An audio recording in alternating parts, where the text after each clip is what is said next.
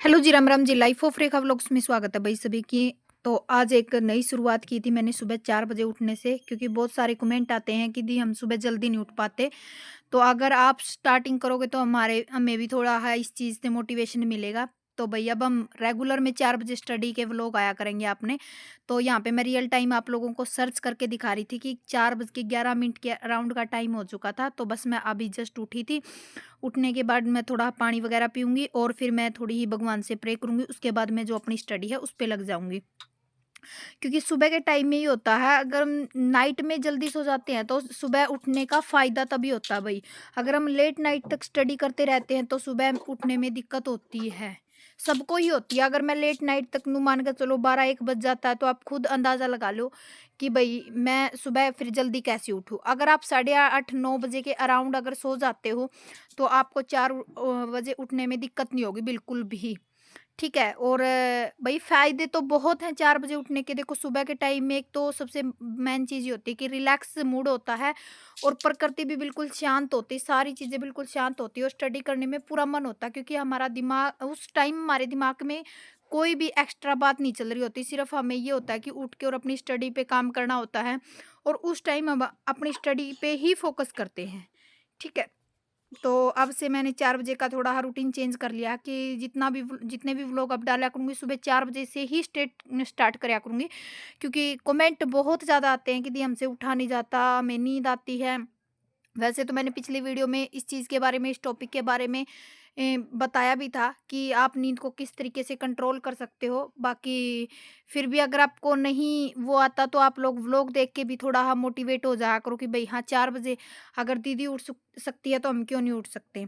ठीक है, तो 4 से लेके 6 बजे तक की मैंने स्टडी की थी। उसके बाद वही मैं नीचे चली गई थी, चाय वगैरह लेके आई संजू जी के लिए और दक्ष के लिए। और मैंने खुद भी पिए वही चाय वगैरह और फिर मैं जो उनका लंच वगैरह बच्चों का वो तैयार किया। और अब थोड़ा दिसंबर टेस्ट चल रहे हैं तो बच्चों का भी वही काम करवाना हो जाता है।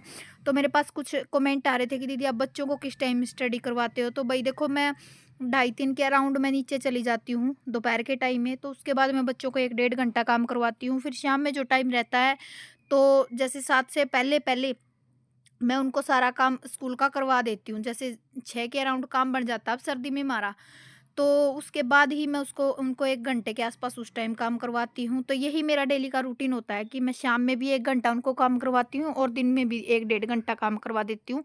ताकि देखो बच्चों की भी स्टडी ज़रूरी है, अपनी जितनी ज़रूरी है उतनी ही उससे भी ज़्यादा में अपने बच्चों की स्टडी ज़रूरी होती है।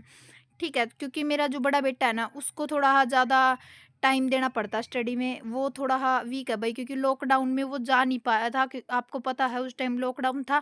और उस टाइम वो 4 साढ़े 4 के अराउंड ही हो चुका था। कुछ मैंने घर पे भी करवाया था। फिर बच्चे का अगर स्कूल में जो होता है ना काम होता है और घर पे हम करवाते तो बच्चों घर वाले काम पे इतना ध्यान नहीं दे पाता। तो वो थोड़ा वीक है। बाकी दक्ष तो ठीक है, स्टडी वगैरह में दक्ष की दिक्कत नहीं है भाई। उसको ये है कि थोड़ा अक्षरों की पहचान है ना वो कम है। हो तो गई है अब, बाकी सेकंड क्लास में है तो फिर भी थोड़ा उसको टाइम ज़्यादा ही देना पड़ता है भाई। और एक कमेंट आ रहा था कि दीदी हम स्टडी करते हैं ना तो हमारा मन भटकने लग जाता है कि हम ये कर लें वो कर लें। तो मैं इसी यही चीज़ मैं आपको बोलती हूँ, जब तक आप अपने ब्रेन पे कंट्रोल नहीं करोगे ना तब तक आप सक्सेस नहीं हो पाओगे। क्योंकि हमें अपने दिमाग पे और अपने मन पे, दोनों पे ही काबू करना होता है। अगर हम दोनों चीज़ों पर काबू पा जाते हैं ना तभी हमें सक्सेस मिलती है।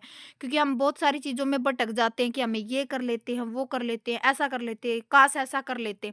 तो काश के लिए कोई जगह नहीं होती। मैं तो ये कहती हूँ जो भी करो, जितना भी करो, चाहे काम कम कर लो, पर करो इतना कि आपको खुद को ये चीज़ अंदर से फ़ील हो कि भई आज मैंने चाहे 2 घंटे की स्टडी की है, वो मैंने इतने दिल और मन से की है कि मुझे खुद को उस चीज़ का वो है कि भई हाँ, आज मैंने पूरा कंप्लीट काम किया है।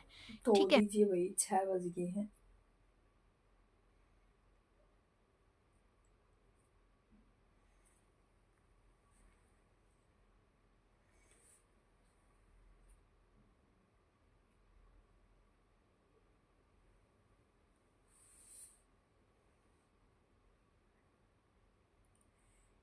1 घंटा और 38 मिनट की मेरी स्टडी कंप्लीट हो गई है। तो चलिए भई, अब मैं अपनी बुक्स को आराम देती हूँ, 10 बजे देखेंगे अब इनको। तो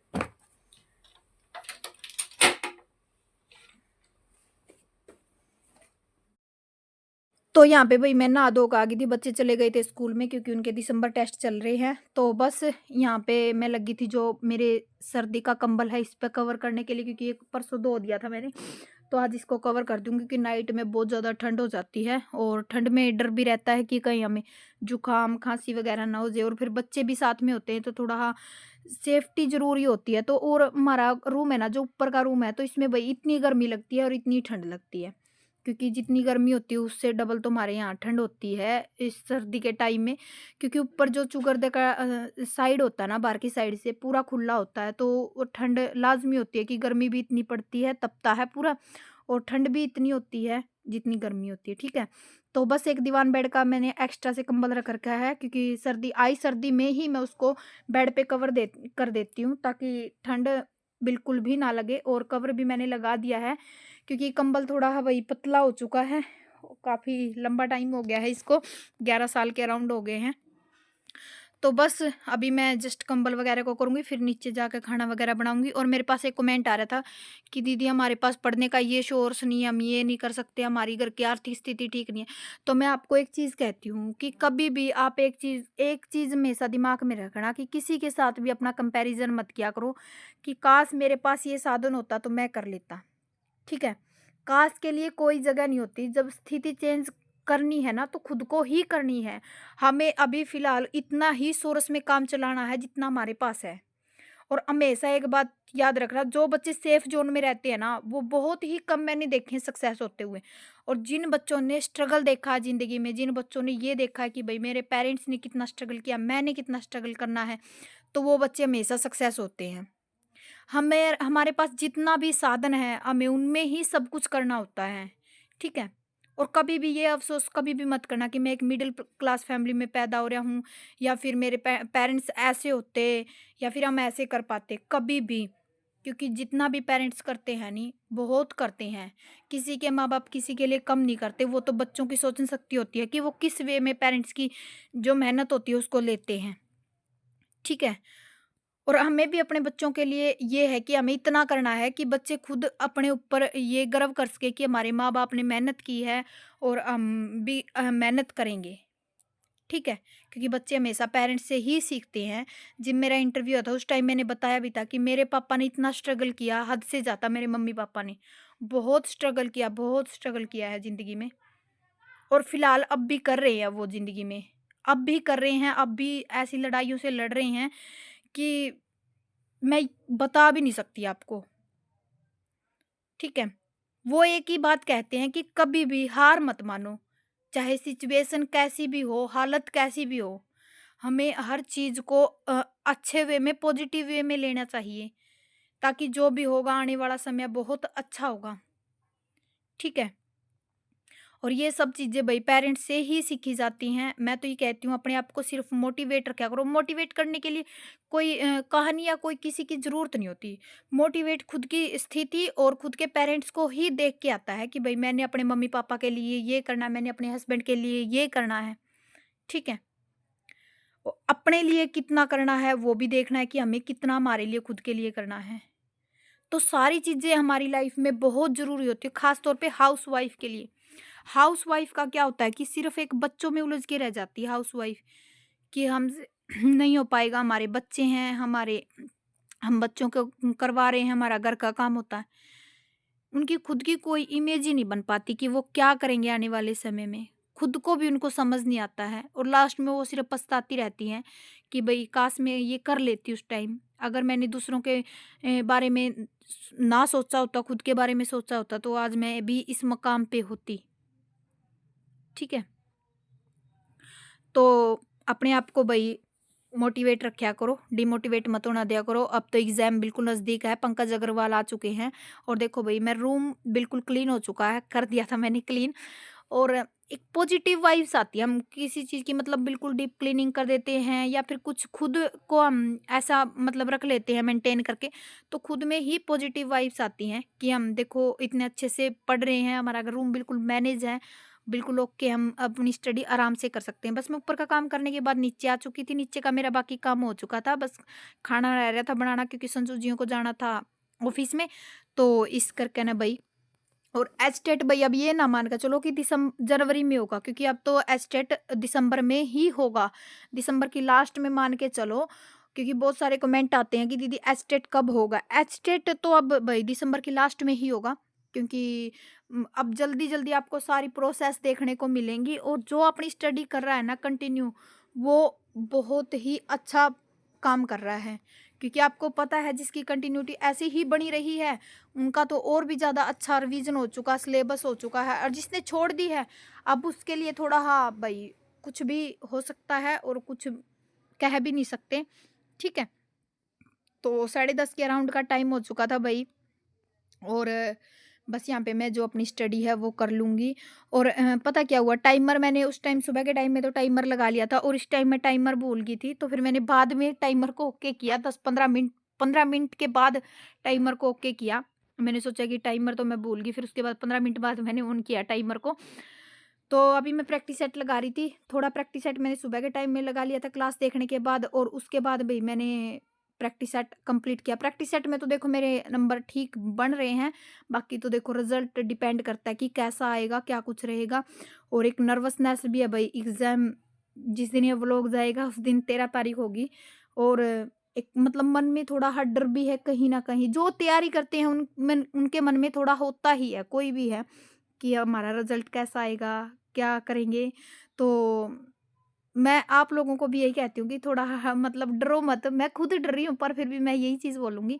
मैं अपने आप को बहुत समझा रही हूँ, अंदर से बहुत मोटिवेट कर रही हूँ।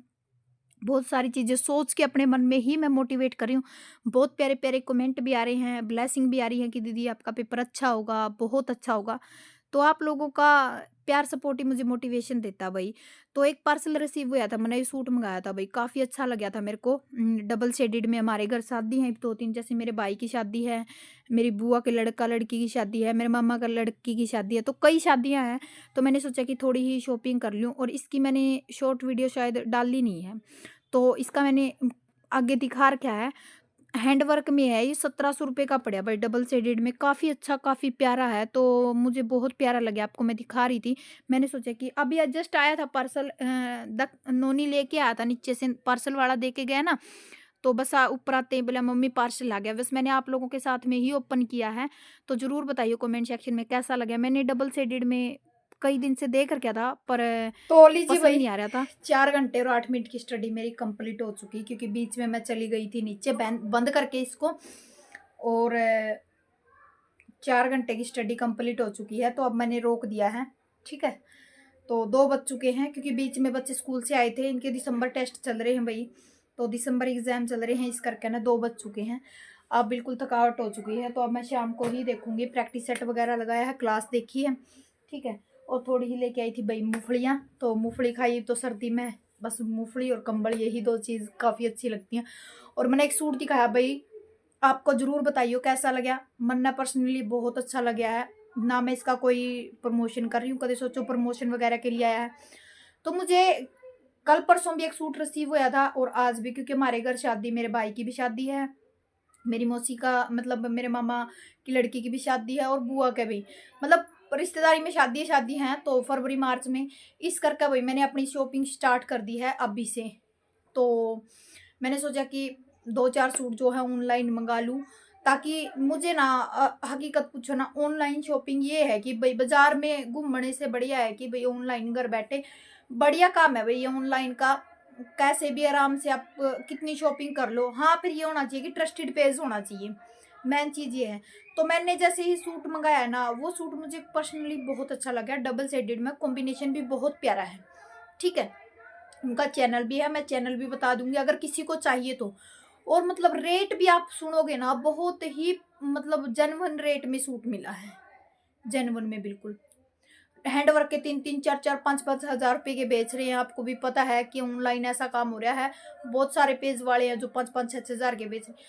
पर मैं ये कहती हूँ कि आप उस दीदी से सूट लोगे नहीं, आपको इतना अच्छा लगेगा, इतना बहुत ही अच्छा, ठीक है ना। और मुझे ना कपड़ा इतना प्यारा लगा है इसका, मतलब देखने के बाद मुझे मम्मी ने भी और मैंने भी देखा ना, मम्मी को भी दिखाया, मैंने नीचे भेज दिया था, नोनी आ रहा था, नोनी का हाथ भेज दिया था। तो मम्मी भी देख कर बोली बहुत प्यारा सूट है भाई, ठीक है। और मैं इसका कोई प्रमोशन वगैरह नहीं करी, मैं सिर्फ अपना मतलब रिव्यू दे रही हूँ कि कई बार हम ऑनलाइन मंगा लेते हैं, बढ़िया कपड़ा नहीं आता है। बाकी मैंने जितने सूट मंगाए हैं पर्सनली मेरे बहुत अच्छे आए हैं, और ये तो मुझे सब में प्यारा लगे है, ठीक है। तो बाकी आप देख लेना, मैंने वीडियो में डाल भी दिया है और शेयर कर दिया। बाकी मैं दिखाना नहीं चाहती पर मैंने मेरे पे रुकिया नहीं गया, मैंने सोचा कि आप लोगों के साथ मैं ये थोड़ा शेयर कर दूँ, ठीक है। तो चलिए जी, अब मैं शाम में मिलूंगी आप तक, क्योंकि अब मैं जाऊँ नीचे चाय वगैरह बनाऊँ, भाई 2 बज गए हैं और 2:10 हो गए हैं। तो आप अब थोड़ा रेस्ट करूँगी, क्योंकि आपको पता है कि सुबह 4 बजे उठी थी मैं, 4 बजे के बाद सारा घर का काम फिनिश किया, और आपको पता है कि बहुत सारा काम था। तो चलिए जी, अब मैं शाम को मिलती हूँ आपसे।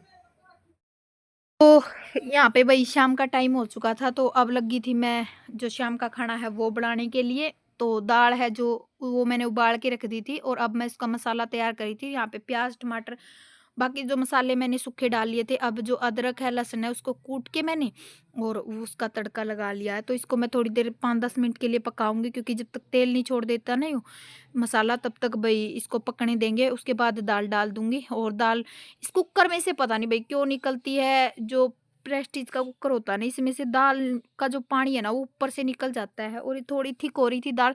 तो उसके बाद मैंने तड़का लगाने के बाद दाल डाली ना, फिर 1 गिलास पानी डाल दिया था। उसके बाद 15-20 मिनट के लिए पकने के लिए छोड़ दिया था। और एक प्यारा कमेंट आ रहा था, एक बेबी ने कमेंट करके था कि दीदी आपकी स्टडी कितने घंटे होती है? देखो डियर, मैं ये कहती हूँ कि स्टडी मेरी ये नहीं है कि परमानेंट मैं 8 घंटे 9 घंटे करती हूँ।